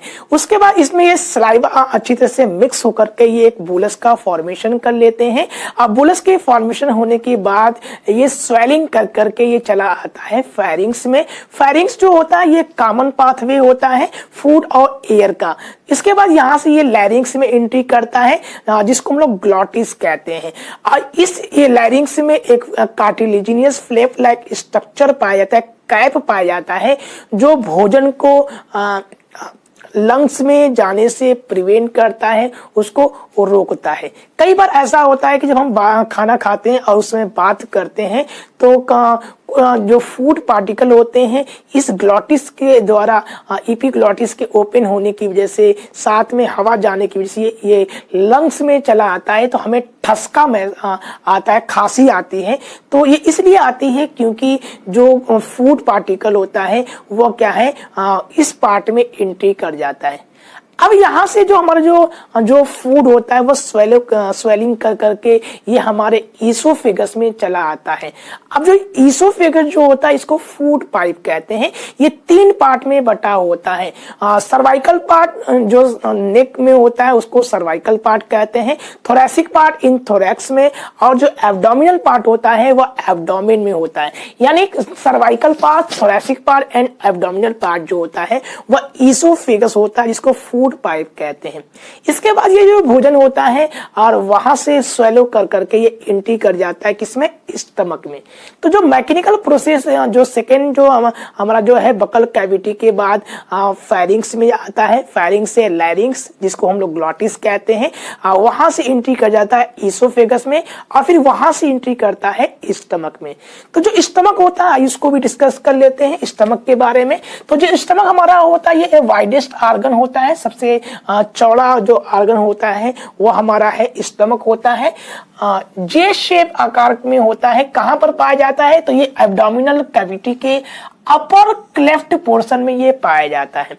2 काम करता है ये, क्या करता है, मैकेनिकल और केमिकल चर्निंग ऑफ फूड, यानी फूड जो भोजन होता है उसको मैकेनिकल के द्वारा प्रोसेस, तो जो स्टमक होता है वो मैकेनिकल और केमिकल दोनों प्रोसेस के द्वारा भोजन का ब्रेक डाउन करता है। यहाँ पे जो भोजन होता है लगभग 4 से लेकर के 5 घंटे तक यहाँ पर रहता है, यहाँ पर इसका ब्रेक डाउन किया जाता है। इसीलिए हम लोग स्टमक को क्या कहते हैं, फूड रिजर्वायर कहते हैं, क्योंकि यहाँ पर भोजन क्या है आकर के इकट्ठा यानी कि संग्रहित होता है। तो जो हमारा स्टमक होता है इसमें 2 बॉर्डर पाए जाते हैं, याद रखिएगा। पहला है ग्रेटर और दूसरा है लेजर कर्वेचर। तो 2 बॉर्डर पाए जाते हैं। इस 2 बॉर्डर को हम लोग 4 मेजर कैटेगरी में क्लासिफाई रीजन में हम लोग बांट सकते हैं। पहला है कार्डिक, दूसरा है फंडस, तीसरा है बॉडी और चौथा है पाइलोरिक। तो पहला बात करते हैं कार्डिक। कार्डिक कौन सा पोर्शन होता है, यहाँ पर मैं स्ट्रक्चर बनाया हूं, आप यहाँ पर देख सकते हैं कि वो पार्ट जो ईसोफेगस जहां से एंट्री करता है, मतलब जहां से भोजन एंट्री करता है ईसोफेगस वाले पार्ट को, ओपनिंग ऑफ ईसोफेगस को हम लोग क्या कहते हैं, कार्डिक कहते हैं। कार्डिक के जस्ट ऊपर वाले पार्ट जो होता है, जो नेक्स्ट होता है, उसको हम लोग क्या कहते हैं, फंडस कहते हैं। जो सेंट्रल पोजीशन होता है, जो सेंट्रल पार्ट होता है उसको हम लोग बॉडी कहते हैं, और जो लास्ट पार्ट होता है स्टमक का उसको क्या कहते हैं, पाइलोरिक कहते हैं। और ये जाकर के क्या करता है, ड्यूडेनम में जाकर के मिल जाता है। एक बात याद रखिएगा कि जो ईसोफेगस का जो पार्ट जहां से ये एंट्री कर रहा है यानी कार्डिक पार्ट, और जहां से खत्म हो रहा है यानी पाइलोरिक पार्ट, इन दोनों के पास एक स्फिंक्टर पाया जाता है जिसको हम लोग क्या कहते हैं, पाइलोरिक कार्डियो पाइलोरिक इंस्फिक्टर। याद रखिएगा, कार्डियो पाइलोरिक इंस्फिक्टर पाया जाता है। ये कार्डियो पाइलोरिक इंस्फिक्टर क्या काम करता है, ये भोजन को रेगुलेट करता है एंट्री एंड एग्जिट करने में, यानी भोजन को ईसोफेगस से कब एंट्री करना है और कब यहाँ से बाहर होना है, इसको ये रेगुलेट करता है। अब देखेंगे जो छोटे बच्चे होते हैं, कई भोजन जब वो करते हैं तो कई बार ये भोजन जो है वो माउथ में उनमें आ जाता है, कोगुलेशन हो जाता है, जो मिल्क होता है उनका, वो इसलिए होता है कि जो उनका कार्डिक जो इंस्फिक्टर होता है वो लेस डेवलप होता है। तो लेस ड्यू होता है, तो due to less development of cardiac sphincter जो भोजन होता है वो स्टमक से माउथ पार्ट में चला आता है। अगर हम बात करें रूमिनेंट की बात करें, उसकी स्टमक को अगर हम लोग कंपेयर करें तो आप पाएंगे कि जो हमारे रूमिनेंट होते हैं यानी कि जो जुगाली करने वाले जो एनिमल होते हैं, उनका जो स्टमक होता है उसमें 4 चेंबर पाए जाते हैं। याद रखिएगा, इस 4 चेंबर में ये बटा होता है। लार्ज जो पोर्शन होता है उसको लार्ज रूमेन या पंच कहते हैं। उसके बाद होता है रेटिकुलम, यानी जिसको हनीकॉम्ब के आकार में जो होता है उसको हम लोग क्या कहते हैं, रेटिकुलम कहते हैं।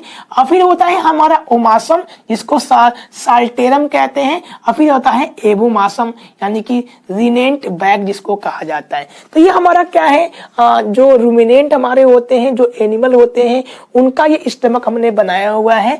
Large rumen pouch, reticulum, honeycomb, omasum, psalterium and abomasum rennet bag कहलाता है। तो इस पोर्शन को आप देखिएगा। इसके बाद जो भोजन हमारा होता है वो चला आता है हमारा स्मॉल इंटेस्टाइन में।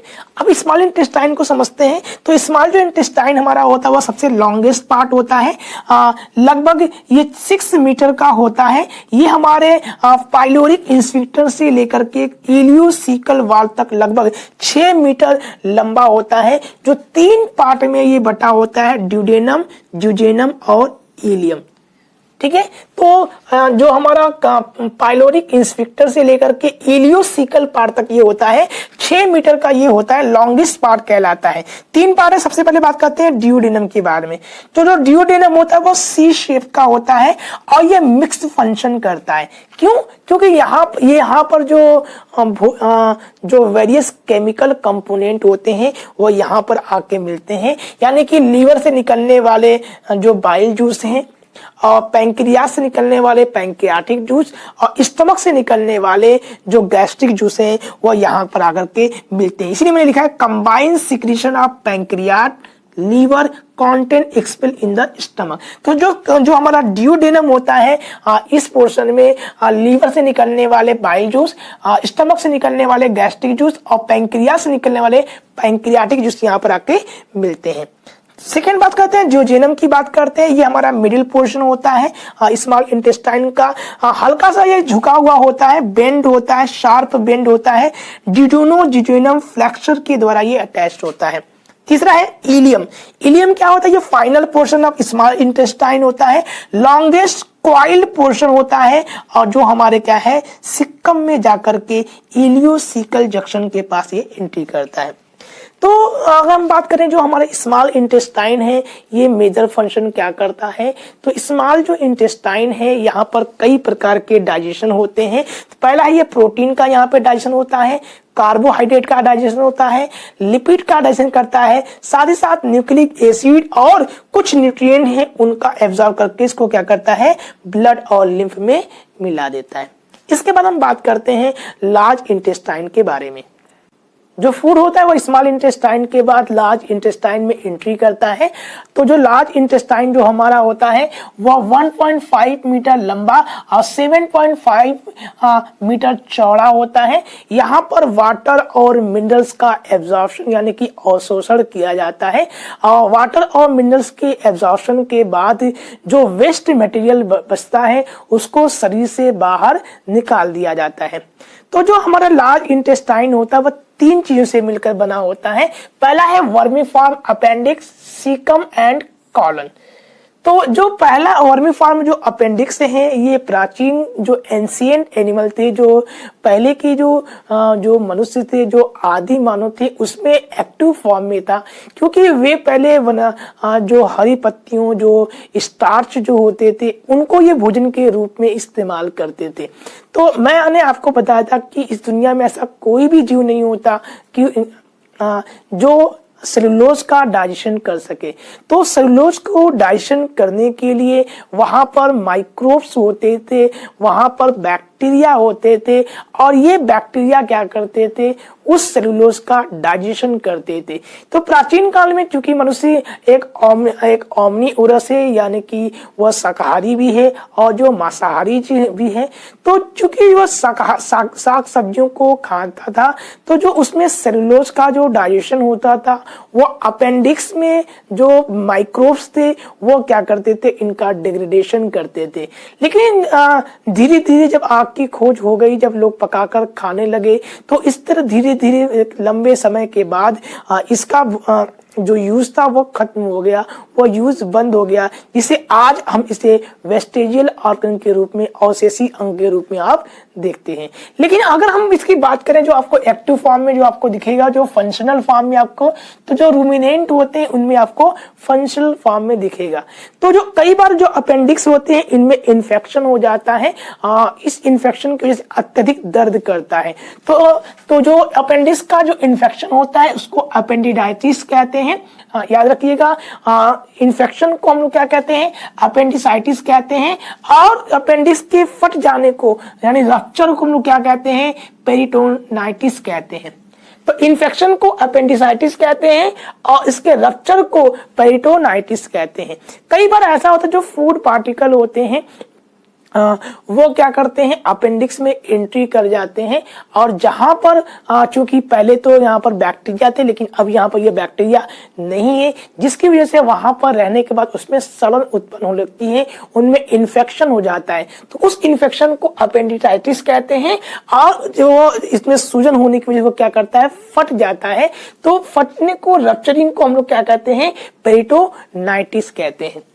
तो दूसरा हमारा है सीकम। सीकम क्या है, ये एक्सपेंडेड पाउच होता है जिसमें जो मटेरियल होते हैं, ठीक है, जो इलियम से यानी कि इलियम से आते हैं, और यहाँ पर आकर के जो फूड पार्टिकल्स होते हैं वो कंप्रेस होते हैं, और उस कंप्रेस होकर के जितने भी उसमें मिनरल्स होते हैं, वाटर होते हैं, उन सबको अवशोषित कर लिया जाता है। और उसके बाद वो क्या है, भोजन फीकल मटेरियल में कन्वर्ट हो जाता है। यहाँ पर ब्लाइंड सैक आपको पार्ट दिखेगा, और यहाँ पर जो ब्लाइंड सैक पार्ट होता है, यहाँ पर कुछ सिम्बायोटिक ऑर्गेनिज्म जो होते हैं वो आपको यहाँ पर दिख जाते हैं। फिर हम बात करते हैं, कालम की बात करते हैं। तो जो आप देखेंगे, ये हमने लार्ज इंटेस्टाइन का हमने पार्ट बनाया है। तो लार्ज इंटेस्टाइन में अगर हम देखेंगे तो हमने अपेंडिक्स को हमने पढ़ लिया है। अपेंडिक्स के बाद सीकम को हमने देख लिया है। सीकम के बाद हमारे पास जो आते हैं कालम, 4 कालम आप देखेंगे। पहला हम देखेंगे यहाँ पर जो आप देखेंगे नीचे यहाँ से ऊपर की ओर जाएगा तो उसको असेंडिंग कहते हैं, और जो इस तरह से है उसको ट्रांसवर्स कहते हैं, और जो नीचे है वह है डिसेंडिंग कॉलम है, और फिर ऐसे जो मुड़ा हुआ है, ठीक है, उसको हम लोग क्या कहते हैं, सिग्मोइड कहते हैं। ये पार्ट क्या कहलाता है, सिग्मोइड। तो ये असेंडिंग, ट्रांसवर्स, डिसेंडिंग, सिग्मोइड। यहाँ इसके बाद ये रेक्टम आता है, और रेक्टम से उसके होते हुए एनएस से जो मल होते हैं, जो वेस्ट मटेरियल होते हैं, जो फीकल मटेरियल होते हैं, वो क्या होते हैं, शरीर से बाहर निकल आते हैं। हम बात करते हैं हिस्टोलॉजी ऑफ एलिमेंट्री कैनाल या वॉल ऑफ एलिमेंट्री कैनाल। तो जो हमारा आहार नाल है, अगर हम उसकी भित्ति को देखेंगे, उसकी वॉल को देखेंगे, तो हम पाएंगे जो उसकी भित्ति है वह 4 लेयर से मिलकर बनी होती है। जो हमारा ईसोफेगस से लेकर के जो हमारा रेक्टम तक का जो पार्ट होता है, यानी ईसोफेगस यानी कि जो फूड नली होती है, फूड भोजन की जो नली होती है, वहां से लेकर के रेक्टम तक के जो पूरे पार्ट होते हैं, अगर हम एलिमेंट्री, जिसको हम लोग एलिमेंट्री कैनाल कहते हैं, तो इसमें 4 लेयर आप देखेंगे, 4 पार्ट आप देखेंगे। 4 लेयर से ये बना होता है, सीरोसा, मस्कुलेरिस, सब म्यूकोसा एंड म्यूकोसा। तो जो सीरोसा होता है ये आउटर मोस्ट पार्ट होता है, सबसे बाहर की जो परत होती है उसको हम लोग सीरोसा कहते हैं। ये मेसोथेलियल और कनेक्टिंग टिश्यू से मिलकर बनी हुई होती है। फिर सेकंड है मस्कुलेरिस। मस्कुलेरिस जो होती है 2 लेयर आप देखेंगे। आउटर जो लेयर होती है वो लॉन्गिट्यूडिनल होती है, और जो इनर लेयर होती है वो सर्कुलर नेचर होती है, मस्कुलर फाइबर की बनी हुई होती है। फिर आता है सब म्यूकोसा। सब म्यूकोसा जो होता है वो लूज कनेक्टिंग टिश्यू की बनी होती है, supply with nerve, blood, lymphatic vessels and कुछ एरिया जो ड्यूडेनम के जो पार्ट होते हैं वहां पर आपको ग्लैंड भी आपको दिखेंगे। लास्ट है वो है म्यूकोसा है, ये इनर मोस्ट जो पार्ट होता है, और ये ल्यूमेन से ये क्या होते हैं, लाइनिंग होते हैं, और इस ल्यूमेन में कुछ फिंगर लाइक आपको फोल्डिंग दिखते हैं स्मॉल इंटेस्टाइन में। इस फोल्डिंग को हम लोग क्या कहते हैं, विलाई कहते हैं। इस तरह से ये पार्ट होता है, ये क्या करता है, सरफेस एरिया को बढ़ा देता है, जिसकी वजह से एब्जॉर्प्शन की प्रोसेस फास्ट हो सकती है। तो हमने यहाँ पर स्ट्रक्चर, ये हमारा गट्स का मैंने स्ट्रक्चर बनाया है, जो हमारा ईसोफेगस से हमारे जो एनस तक का जो पार्ट है, ये 4 लेयर आप देख सकते हैं। सबसे बाहर की जो परत है उसको सीरोसा कहते हैं हम लोग।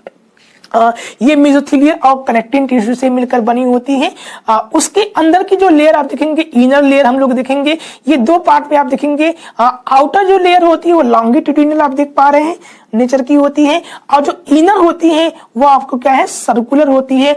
ये मस्कुलर, जिसको मस्कुलेरिस हम लोग कहते हैं, ठीक है। ये हम लोग किसकी बनी होती है, ये मस्कुलर फाइबर की बनी होती है। तो फिर इसके बाद हम जो देखेंगे, ये सब म्यूकोसा जो पार्ट है ये आप देख पा रहे हैं, और उसके बाद है म्यूकोसा जो इनर है। इस म्यूकोसा पार्ट के अंदर पार्ट का देखेंगे हम क्या है, आपको ल्यूमेन दिखेगा, फिंगर लाइक आपको प्रोजेक्शन दिखेगा। ये फिंगर लाइक प्रोजेक्शन क्या करता है, सरफेस एरिया को बढ़ा देता है, जिससे जो फूड पार्टिकल जो होते हैं वह इजीली एब्जॉर्ब कर लिए जाते हैं। उसमें जो मिनरल्स होते हैं, उनमें जो वाटर होते हैं, वहाँ पर क्या है, एब्जॉर्ब कर लिए जाते हैं। तो ये हमने डिस्कस किया है। तो हमने यहाँ पर देखा कि किस प्रकार से जो हमारा फूड पार्टिकल है उसका ब्रेकडाउन किया जाता है। तो मैकेनिकल प्रोसेस के द्वारा जो हमारा फूड पार्टिकल है उनका ब्रेकडाउन किया जाता है, जिसमें सबसे पहला हमने पढ़ा था एलिमेंट्री कैनाल के बारे में। एलिमेंट्री कैनाल में हमने माउथ को पढ़ा था, जिसमें हमने बकल कैविटी और जिसमें ओरल कैविटी, जिसमें टीथ और टंग को हमने पढ़ा था। उसके बाद जो फूड होता है, टीथ और टंग उसको छोटे छोटे पार्टिकल में कन्वर्ट कर देता है, ब्रेकडाउन कर देते हैं। उसके बाद वो जो फूड पार्टिकल है वह बोलस का फॉर्म ले लेता है और वहां से वह फेरिंग्स से होते हुए लैरिंग्स में, और लैरिंग्स से होते हुए वह हमारे पास ईसोफेगस से होते हुए स्टमक में पहुंच आता है। स्टमक के बाद ये हमारा जो फूड पार्टिकल होता है वह उसमें हमारे स्मॉल इंटेस्टाइन में जाता है और स्मॉल इंटेस्टाइन से वह लार्ज इंटेस्टाइन में चला जाता है। तो हमने देख लिया कि एलिमेंट्री कैनाल में कौन कौन से पार्ट होते हैं। सेकेंड जो हम लोग पढ़ने वाले हैं वह है हमारा केमिकल प्रोसेस के द्वारा, किस प्रकार से केमिकल प्रोसेस के द्वारा जो हमारा फूड पार्टिकल होता है उसका ब्रेकडाउन किया जाता है।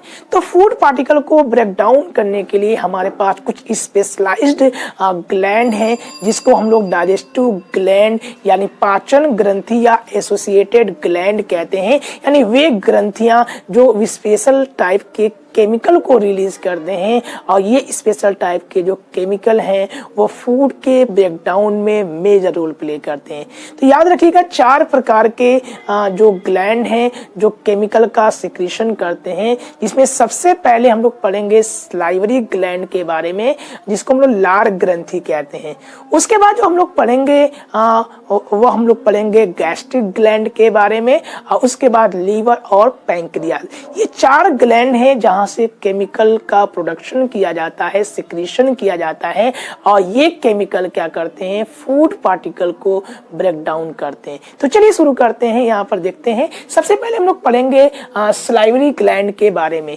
तो जो जिसको हम लोग लार ग्रंथि कहते हैं, ये जो सलाइवरी ग्लैंड होते हैं ह्यूमन बीइंग में जो माउथ में यानी ओरल कैविटी में पाए जाते हैं, जहां से सलाइवा का सिक्रीशन किया जाता है, लार का सिक्रीशन किया जाता है। इस सलाइवा को सिक्रेशन करने के लिए माउथ में 3 प्रकार के सलाइवरी ग्लैंड पाए जाते हैं, यानी 3 पेयर सलाइवरी ग्लैंड पाए जाते हैं और जहां से सलाइवा का सिक्रेशन होता है। सबसे पहले जो होता है वह है पैरोटिड ग्लैंड, जो हमारे गालों में यानी चिक में पाया जाता है, और जो सेकेंड जो है वह है सबलिंगुअल, जो हमारे टंग के बिल्कुल निचले हिस्से में यानी कि जीभ के नीचे पाया जाता है, जिसको हम लोग क्या कहते हैं, सबलिंगुअल कहते हैं।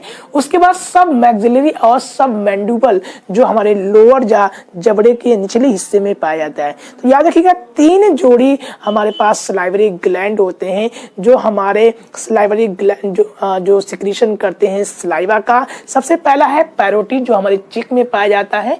दूसरा है सबलिंगुअल, जो हमारे टंग के निचले हिस्से में होता है, और सब मैक्सिलरी या सब मैंडिबल जो लोअर जा में होता है। ये सारे के सारे जो ग्लैंड हैं ये हमारे सलाइवा का सिक्रीशन करते हैं, लार का सिक्रीशन करते हैं। तो जो हमारा लार होता है, जो सलाइवा होता है, इसमें होते हैं वाटर होते हैं।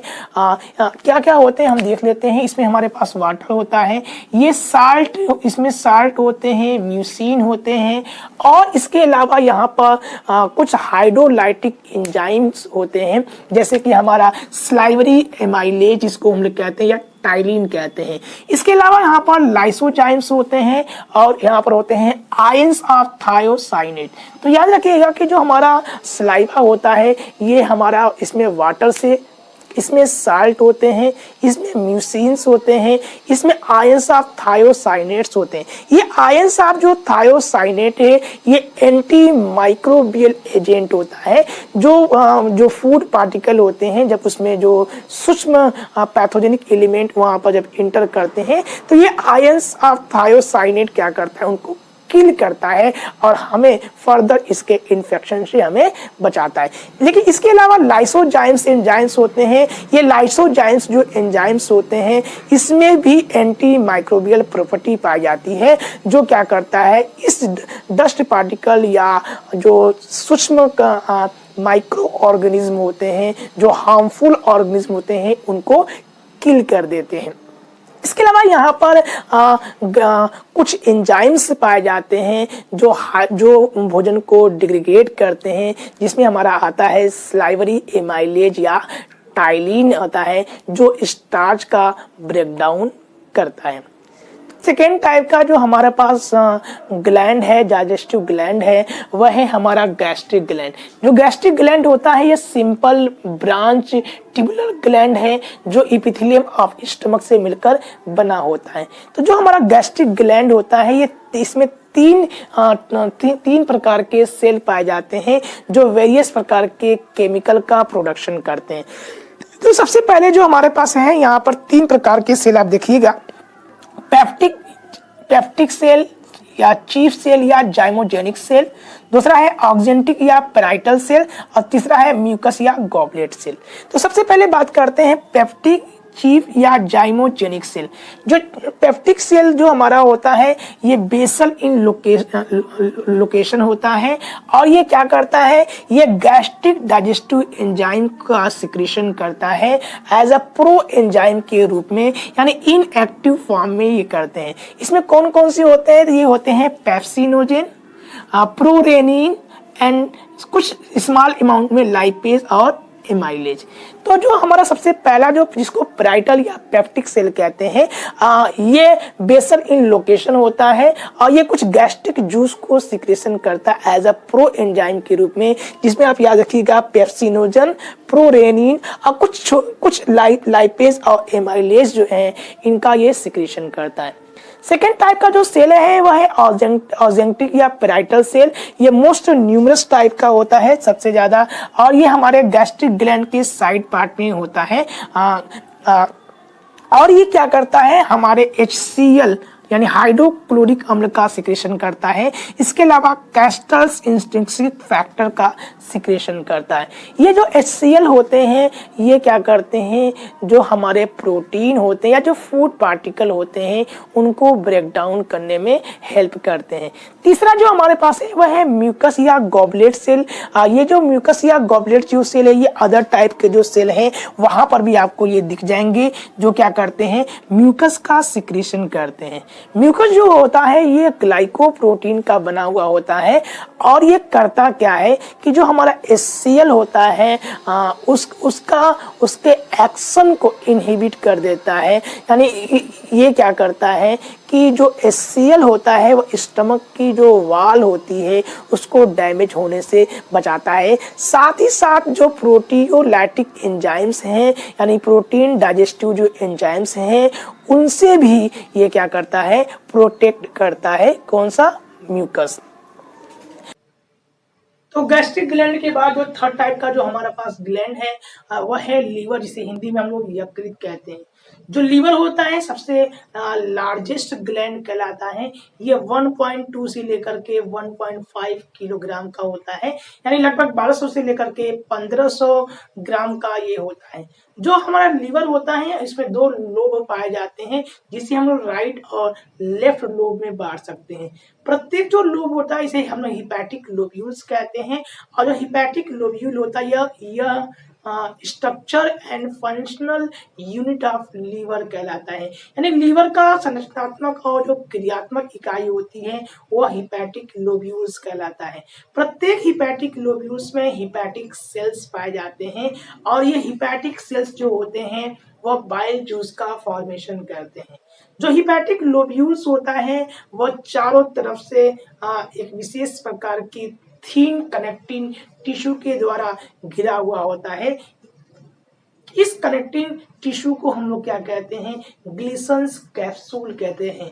और ये जो ग्लिसन्स कैप्सूल होता है यह मैमेलियन ग्लैंड का, मैमेलियन लीवर का बेसिक कैरेक्टरिस्टिक कहलाता है। यानी जितने भी स्तनधारी होते हैं जो उनका लीवर होता है उनमें ग्लिसन्स कैप्सूल पाए जाते हैं। तो यहाँ पर अगर आप देखेंगे तो हमने स्ट्रक्चर यहाँ पर बनाया हुआ है। जो हमारा लीवर होता है उसमें हिपैटिक लोब्यूल्स पाए जाते हैं और ये हिपैटिक लोब्यूल क्या होते हैं, चारों तरफ से एक थीन मेम्ब्रेन के द्वारा, कनेक्टिव मेम्ब्रेन टिश्यू के द्वारा घिरे हुए होते हैं। इस टिश्यू को हम लोग क्या कहते हैं, ग्लिसन्स कैप्सूल कहते हैं। और इसके अंदर क्या होते हैं, हिपैटिक सेल्स पाए जाते हैं और ये यही हिपैटिक सेल क्या करते हैं, बाइल जूस का फॉर्मेशन करते हैं।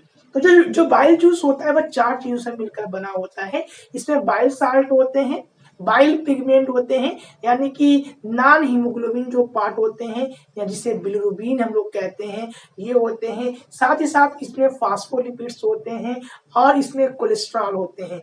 जो बाइल साल्ट होता है वह सोडियम बाइकार्बोनेट से मिलकर बना होता है। सोडियम ग्लाइकोलेट होते हैं, सोडियम टारोकोलेट होते हैं जो फैट के इमल्सिफिकेशन में मेजर रोल प्ले करते हैं। यानी जो फैट होता है उसको छोटे छोटे खंडों में उसके सिंपलेस्ट फॉर्म में मिसल्स में कन्वर्ट करने का काम करते हैं। तो जो हमारा बाइल पिगमेंट होता है उसमें बिलिरुबिन पाया जाता है यानी नॉन आयरन पार्ट होते हैं। याद रखिएगा जो फिशेस होते हैं यानी जो मल होते हैं उनका येलो जो कलर होता है इसी बिलिरुबिन की वजह से होता है। तो आइए हम इस स्ट्रक्चर के द्वारा हम लोग समझते हैं कि कहाँ से हमारा बाइल उसका फॉर्मेशन कैसे होता है। तो यहाँ पर हमने स्ट्रक्चर बनाया हुआ है। आप देखेंगे जो हमारा लीवर होता है उसमें 2 लोब पाए जाते हैं। प्रत्येक लोब में डक्ट होते हैं यानी लीवर से जो निकलने वाली जो डक्ट होती हैं उन्हें हम लोग हिपैटिक डक्ट कहते हैं। तो दोनों हिपैटिक डक्ट राइट और लेफ्ट जो हिपैटिक डक्ट होती हैं वह एक कॉमन डक्ट का फॉर्मेशन करती हैं, इसे हम लोग कॉमन हिपैटिक डक्ट कहते हैं। तो जो हिपैटिक लोब्यूल्स होते हैं उसमें हिपैटिक सेल्स होते हैं और ये हिपैटिक सेल्स क्या करते हैं, बाइल जूस का सिक्रेशन करते हैं। ये बाइल जूस यहाँ से निकल करके गाल ब्लैडर में जाते हैं और गाल ब्लैडर की जो डक्ट होती हैं उसे हम लोग सिस्टिक डक्ट कहते हैं। ये गाल ब्लैडर क्या करता है, बाइल जूस को जाकर के यहाँ पर बाइल जो स्टोर होते हैं यहाँ पर कंसंट्रेट होते हैं। यहाँ से जो बाइल यानी गाल ब्लैडर से निकलने वाली जो डक्ट होती है सिस्टिक डक्ट और लीवर से निकलने वाली जो डक्ट होती हैं ये फर्दर एक कॉमन डक्ट का फॉर्मेशन करती हैं जिसे हम लोग कॉमन बाइल डक्ट के नाम से जानते हैं। फर्दर ये कॉमन बाइल डक्ट आगे जाता है और ये पैंक्रियाज है और पैंक्रियाज से निकलने वाली जो डक्ट होती हैं उनको पैंक्रियाटिक डक्ट कहते हैं। तो पैंक्रियाज से निकलने वाली डक्ट को पैंक्रियाटिक डक्ट जाकर के यहाँ पर अटैच हो जाती हैं तो ये कॉमन डक्ट का फॉर्मेशन करती हैं। यानी लीवर से निकलने वाली डक्ट और पैंक्रियाज से निकलने वाली डक्ट होती हैं, इनको हम लोग क्या कहते हैं, हिपैटो पैंक्रियाटिक डक्ट कहते हैं। यहाँ पर लीवर से निकलने वाली जो जूस होते हैं जिसे वो पैंक्रियाटिक जूस कहते हैं और सॉरी पैंक्रियाज से निकलने वाले जो जूस होते हैं वो पैंक्रियाटिक जूस और लीवर से निकलने वाले जो जूस होते हैं बाइल जूस, ये आपस में आके अटैच्ड हो जाते हैं और ये ओपन होते हैं कहाँ पर, ड्यूडेनम वाले पार्ट में। ये ड्यूडेनम वाले पार्ट को हम लोग क्या कहते हैं, एम्फुला ऑफ वेटर कहते हैं। इस एम्फुला ऑफ वेटर के पास एक इंस्पेक्टर पाया जाता है और इस इंस्पेक्टर को हम लोग इंस्पेक्टर ऑफ कोडाई कहते हैं। ये इंस्पेक्टर ऑफ कोडाई क्या काम करता है कि जो सिक्रीशन होता है हिपैटो पैंक्रियाटिक डक्ट का यानी कि पैंक्रियाटिक जूस और बाइल जूस जो होते हैं मिक्स हो जाते हैं और इनको ड्यूडेनम में जाने से रोकता है। जब इसको जरूरत पड़ती है तब ये क्या करता है, इंस्पेक्टर ओपन होता है और ड्यूडेनम में इंटर कर जाता है।